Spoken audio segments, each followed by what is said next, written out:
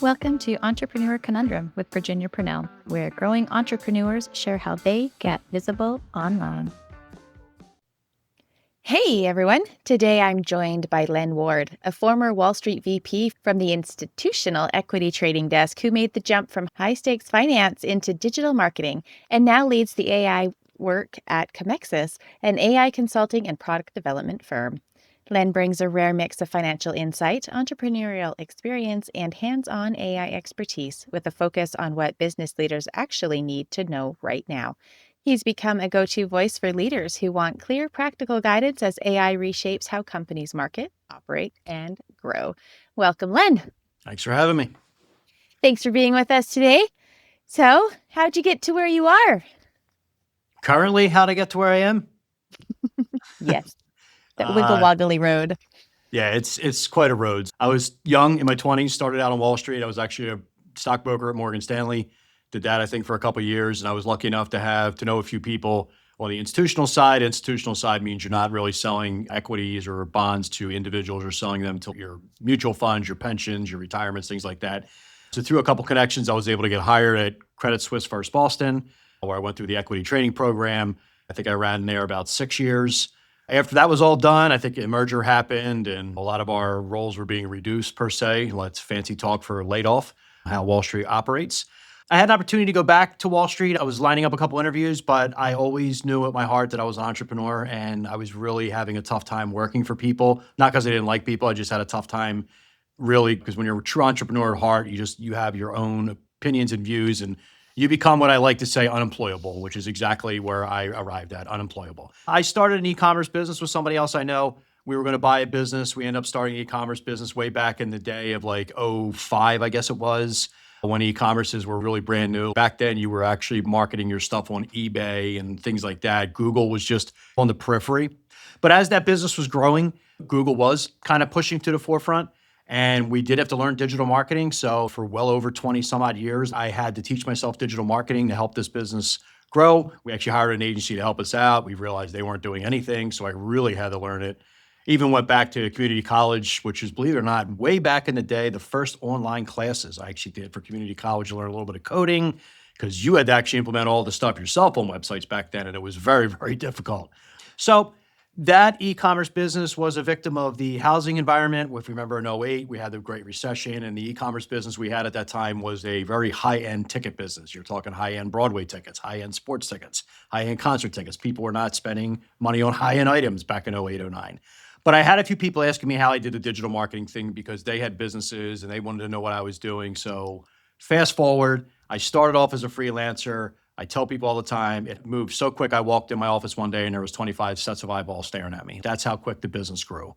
How I am here right now is we morphed all the way from SEO through the social media stage, through the influencer marketing a little bit, all the way to AI. We've always had our eye on AI. Anybody in marketing did because of the amount of automation we were being threatened with. And you always heard there was something out there called AI. If you were in marketing, you heard it. So probably about 4 or 5 years ago, I don't know if I'm having those years right, we actually tested out something called IBM Watson, which was probably one of the very first models that rolled out there that people could use. We did a subscription. And our takeaway was, it's going to be amazing. It's not ready. This is a waste of our time. But if this is going to do what it says it's going to do, that's going to be amazing. But at that point, we couldn't unsee what we saw. And my trajectory at that point changed forever. I said, we have got to go all in on AI. And I started learning every single possible thing I could about AI. And the number one thing I didn't realize is that AI is about 60 years old, which a lot of people don't realize. But so we went all in on AI and realized that the future of marketing and the future of business is going to be conducted by third-party platforms known as AI. And I wanted to turn companies from search and retrieve to solve my problem. So in a long-winded 5-minute spiel, that's how I got here. Perfect. Who do you work with these days? B2B manufacturing companies, B2B service-based companies are the ones we really tend to work with because there's so many moving parts to their business that we feel as if that's the right spot for us to go in and help them convert from that search and retrieve to solve my problem. So we find them to be the best client base for us. And quite honestly, out of all the client bases we work with, law firms are pretty good. B2B businesses, service-based, and manufacturing are the ones that are really embracing AI. They want to know how this is going to impact them, which is good. Yes, for sure. So how do you get in front of these people? A lot of time, my business, I'll be honest, is nearly 95% referral based. So I've built up a network of extremely great agencies I've worked with, an outstanding public relations firm, and just building up friendships over the course of 20 years. I kind of have my lane, my niche. And when they need something done from an AI perspective or a difficult marketing task, I'm normally the guy that they'll reach out to and bring my team in to kind of fix it. So I'm lucky with that. And I recommend that to anybody, no matter what you do in marketing, no matter what you do anywhere. Even as a marketer, I'm telling you right now, nothing beats a great referral pipeline. Make sure you really cultivate that. Are you doing like newsletters or anything like that to stay like, hey guys, just remember me, like remember my name or something like that? Yeah, the one thing I've been trying, well, I do the podcast, I clip them up and we put them out on social media everywhere. But the one thing that we do pretty regularly is I send out a monthly email to my client base and say, these are my thoughts on, sometimes that's maybe every other month, but that's typically what I've been doing. And I'm trying to get that even more. And that newsletter that I send out is exclusively just for my clients. I don't send that out to anybody else. And because of what's going on and the amount of work we do, we have really trimmed our client base down to something we can handle, because I'm at the stage where I'm not really looking to scale this thing dramatically. I kind of want to try to grow what we have currently. So you are taking on new clients. Oh yeah, yes, yeah, of course, everybody, yeah. Got Okay. bills. So if I'm coming to you as a new client, what would be some ideal things that you would help me with? I think the first thing is starting to organize all your data, making sure that you start, but you don't realize when you walk into a company that the data is scattered, especially the marketing data, especially the sales data, all of it. So we try to organize that and say, okay, let's get this all organized, because you need your LLMs or the AI products to actually go in and interact with this data. That's what's the most important thing about your business. So I say, let's organize the data. And the very first two things we do right away is we call them listening devices. So there's an AI chatbot on your website that's listening and interacting with your prospects and clients. And then we have an AI chatbot internally that's interacting with your team. And what happens is it starts producing data for us where we know what blueprint we have to build for you from an AI perspective. We know exactly what road we have to go down from a marketing perspective. We know exactly where all the bottlenecks are in the company. And from that point forward, we take a step back and say, all right, these are the AI platforms that we can build for you that's going to break all those bottlenecks. The term that people have used, I hate it, but it's true. It's almost like creating disposable software, like software you're going to use and it may not last that long. Software that's built for maybe one task, which is something that's kind of unheard of. But that's kind of what we really home in on right now. Is it just like collecting the data and having all that information centralized for you guys when we start to work together? Or is there something that you wish clients kind of knew before you guys got together? I think the number one thing is I wish people realize how important their data was. I think that forever you could just kind of run your business and have some files here and files there, but you don't realize the organization of your data is the true foundation of AI success. And a lot of companies don't realize that. And I think before they even elect to work with an AI company or bring in a consultant or develop an AI blueprint, I tell clients all the time, or prospective clients, you got to get all your data organized, even if it's choppy, because we'll come in and rename it. But it really is simple blocking and tackling. It's like, okay, this is the marketing folder, and then start making sure all the files are listed right. Interact with ChatGPT and say, or Claude or Gemini or Grok, and say, how do you read this data? Like, how do you want me to label it? It's going to tell you how you want to do it. But that's probably the number one thing, is I don't think they understand two things. They don't understand the data importance. And number two, they don't understand the amount of people using AI. They still think it's a little bit, and it's 1 billion users a week, just ChatGPT. This isn't like digital marketing. I tell companies, I'm not here to sell you on AI.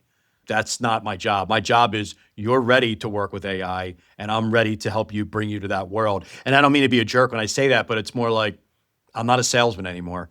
I'm a provider where the business is. Yeah. And it doesn't do you any good if you have to sit there convincing people. No, and that's what digital marketing was for years, convincing people. Yeah.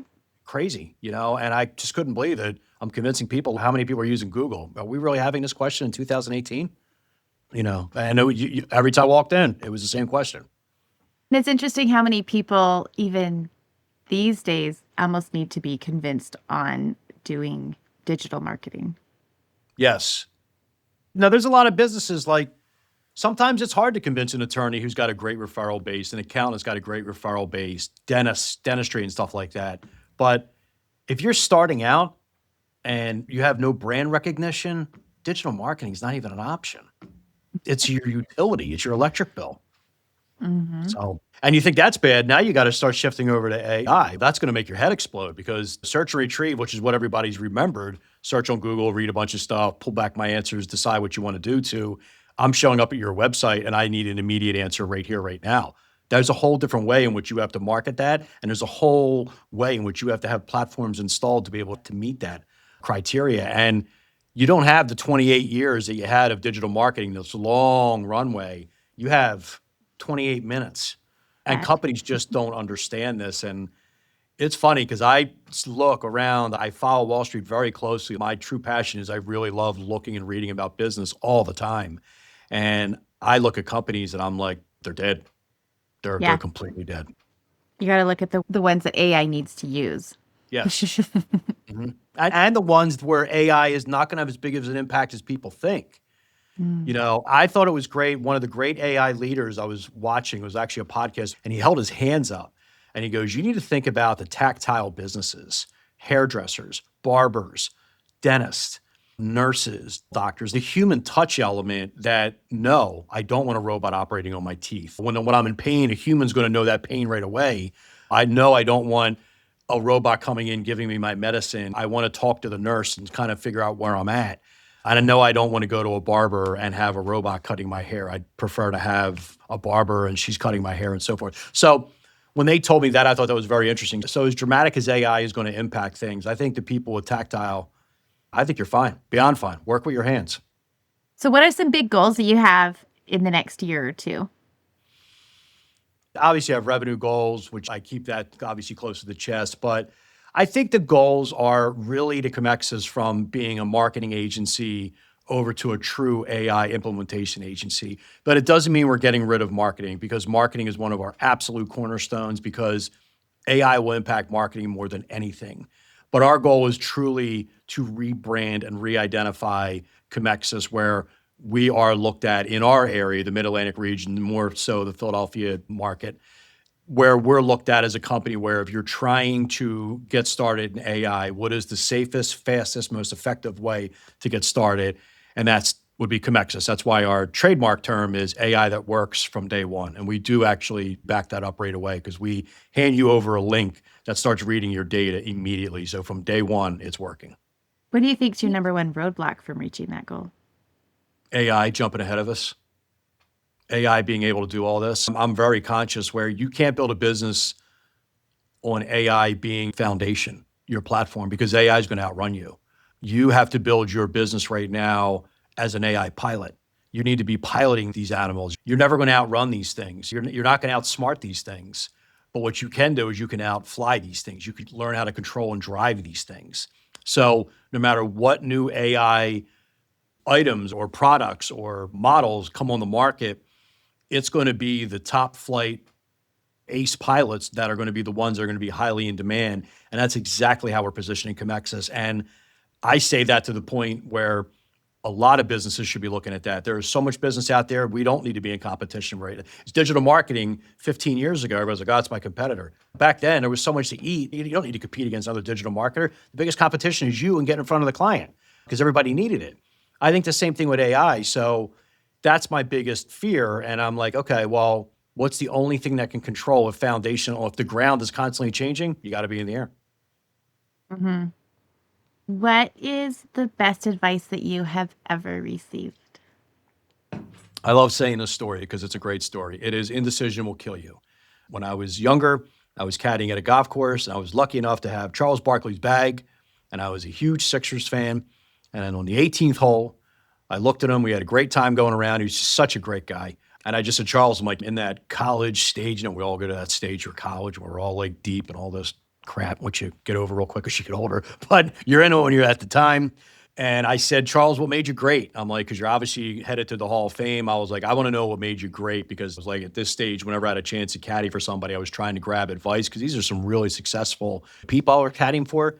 And he looked at me like right away and he goes, I'll tell you right now, Lenny. He goes, it was indecision will kill you. He goes, whether you're going to take a shot, whether you're going to play the game, whether you're going to move the ball one way. He goes, whether you're going to pass it. He goes, I don't care what it is. He goes, indecision will kill you. He goes, you cannot Once you commit, he's like, you have got to follow through all the way through. He goes, I can't tell you how many times I'd look at kids come on the court. They had all the talent in the world. He goes, and I knew we were going to win the game or my matchup was over. He's like, because they can't make a decision. The way they were looking at things, he's like, not me. And if you watch Charles Barkley play, he would just bowl through stuff. And it was a piece of advice that I framed and I hung in my office, and I still have it to this day. And I tell people every single time, whenever things get rough, whenever things get bad, and business and being an entrepreneur can be very, very difficult and very, very lonely. And sometimes you get paralyzed because you just don't know what to do next. And I always have come back to that line: indecision will kill you. And when the better you get at decisions, the better your business, the better everything starts getting. So when you're faced with those moments of, let's say, indecision, not sure what to do, or it's been a really rough week or whatever, how do you kind of bounce back? Do you just think about that and then just bull ahead, or? I go back to the fundamentals. You have to go back, and you can use a little Anthony Robbins type stuff that people like to do, where you got to go back and say, what's the outcome I'm really looking to get here from this business? Like, what am I really trying? Like, the business isn't going well. Like, what is my outcome here? And it's not just making money. Is it providing for my family? You really have to understand that and understand the purpose behind it. And that doesn't mean to come across as this holistic thing, but when you're going through a rough time in business, and again, it happens, you're not alone. It happens all the time. You really have to make sure that you have rocks and anchors and something you can always come back to, where no matter what happens and no matter how bad it gets, if you can turn around and look at that anchor that you're working with and say, my outcome has always been this and my purpose has always been this. I don't care what you're going through in business. You're constantly going to break through those walls. I think the people that, now, sure, things can happen in business where you go out of business and stuff like that. It's out of your control and you can scream purpose and outcome all you want. But I think it's people who truly lose the sense of what they were trying to accomplish initially are the ones that typically start kind of going off the rails and sliding off the road. So that's kind of my advice. When things are getting a little rough, you have to know where you're anchored. You really do. And too many business owners, young business owners, they forget that. You have to know your why. Yeah, bingo. What's the best advice you have ever given? Know your worth. I think a lot of times people don't charge what they should be charging, and I was a major fault of that. I tell my daughter this all the time: don't be afraid to charge. And I tell my son the one advice I tell him all the time. I'm like, how do you make $1 million in a year? He goes, solve somebody's problem. And I said, bing, that's exactly what you got to do. So you have to understand that if you are solving somebody's problem, how much value does that give the individual? Then you charge on that rate. You don't charge on a rate of, I'm going to work XYZ hours, especially in the AI world. I don't care what you're doing. I'm going to work XYZ hours, and here's all my overhead. Here's the profit I'm looking to make, and this is where you have to charge me. No, you have to say, I want to understand what your outcome is and understand what that is, whether it's all the same products, all the same services, whatever. What is the outcome? Are you fixing their phone so now they can conduct business? Are you fixing their garage door so now the mechanic can lock up at night? He doesn't have to have somebody sitting there all night so he doesn't get robbed. Whatever it may be, is there something with business you're doing, like the outcome? Like, start thinking about that service you're doing and how much money that's going to produce for that individual. And then you start charging a percentage on that. Solving people's problems, you're going to know your worth right away. And if they say no, so be it. Move on to the next one. The more no's you say, the more money you're going to make. Right? It's interesting how, especially earlier on, it's like, but I need the yes. Well, you do. And we all fall in that problem. I can't tell you how many times for years I undercharge. I mean, undercharging like big time lawyers and medical facilities that these people are making tens of millions of dollars. And I'm just like, but back years ago, yeah, we'll charge you like $900 a month. That's insanity. If you're producing on revenue, you know you're accounting for $5 million of revenue for them, you should be charging $500,000. Like, what would you charge a marketing manager sitting here or your top salesperson if they're bringing that in? You should be going for the same freight. With that said, you better be able to back up what you're doing, though. You better be able to not only know your worth, you got to be able to prove your worth. Mm-hmm. Two-way street, hey? Yeah. So what do most CEOs get wrong about AI, and how can we fix that? They think it's a faster way to do the work that they're doing, but they don't understand the seismic shift that it's actually upending their business model. So the way they conduct business opposed to the speed of the way in which they're currently conducting business are two different things. Speed is our new moat, and the fastest company is going to win. But That's only going to happen when they understand that their entire business model has changed. Again, every single business in this world is predicated on search and retrieve, from sitting down at a restaurant and looking through a menu and deciding what you want, all the way over to looking at what type of manufacturing company you want to manufacture your product on Google and reading all of their stuff, over to sitting down and saying, I'm in a mood for Italian, surprise me, or that's not a really good analogy, but more, this is the product that we're making. I have no idea what I want, but I'm going to hit the submit button on AI. You're going to tell me the exact product I need and how much it costs. I'm not going to read all your blogs and read all this. Your sales team's going to give me a demonstration. I don't want that. And I think way too many business owners do not understand that seismic shift. They're still saddling up the ponies on the horse and buggy and still driving around saying, hey, those cars look really, really nice. I don't think you understand. Those cars aren't driving on the side of you. They're about to hit you, And I think that's the biggest thing CEOs are missing right now. And I'm talking from way up Wall Street traded companies down to two-person shops. It is very, very rare that you sit down with a CEO and they're like, this is going to fundamentally change everything I'm doing. I actually have one client who we actually spoke with yesterday who completely and truly, he's the CEO, understands that mantra, and that company is going to do exceptionally well over the next couple of years. Good for them. Yeah. I think we've touched a little bit on the shift from the search to the solutions with the marketing of AI. Is there anything else that you would like to talk about that? No, I think the thing that people need to be, I think the thing to be aware of with that is marketing as well. Like, again, our entire ecosystem has been AdWords, social media, ads, writing great content. People read the content. Your entire marketing has to change now too. Your brand has become way more important than you think. Visitors to your website is going to reduce. I mean, ChatGPT just a couple of weeks ago was saying how they're now going to start reducing links within the chat. So your brand is going to become very, very important. You have to understand there's going to be a lot of seismic shifts with the marketing. Right now, we're still getting leads. We're still generating all that stuff on pay-per-click, and you still have to do the social ads and all that. But that's rapidly coming to an end. You really, really have to be ready and prepared for the marketing shift that's going on. And I think that's one of the things I think people really need to be aware of. And the thing I put on the radar, without getting too sketchy, but it's the agent-to-agent marketing that's coming, which means we're all going to have personal AI agents. We're all going to have, whether it's your ChatGPT, a wearable device, which is, I absolutely think that's coming within a year, and that's going to get to know you. It's going to build a memory on you. And as agent mode really kind of takes off on all platforms, you have Claude go do something for you, ChatGPT do something for you. You're either going to tell it you need something, need a product, need a service. It's going to know you need a product, need a service. And it's going to go interact with other brands' agents and identify exactly what is right for you and bring it back. And you'll have so much trust in that you'll just go with it, although you'll vet it. That's a whole new world of marketing that nobody has an answer for. And I have yet to listen to any podcast, read anything anywhere and said, how was marketing? What would that even look like? And I think that's the marketing where companies need to at least start having a conversation about what that means, what it could look like. Even if there's no solution, just be ready for it, because you're going to be blindsided by that. And that's the thing that kind of scares me, because that's way out, lurks way out. And I think that's the thing that really could torpedo digital marketing.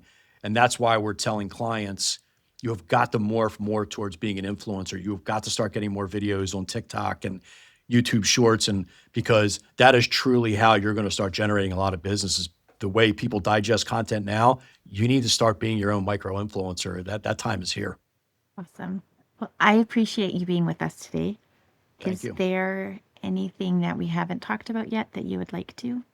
No, I think we've covered it all pretty much. Where can we go to learn more about you and what you're up to?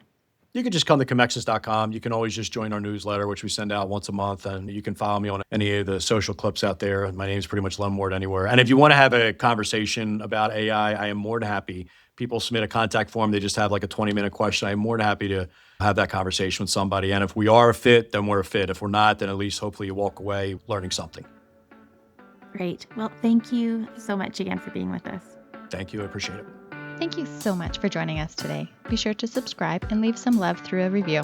And I'll catch you on the next episode.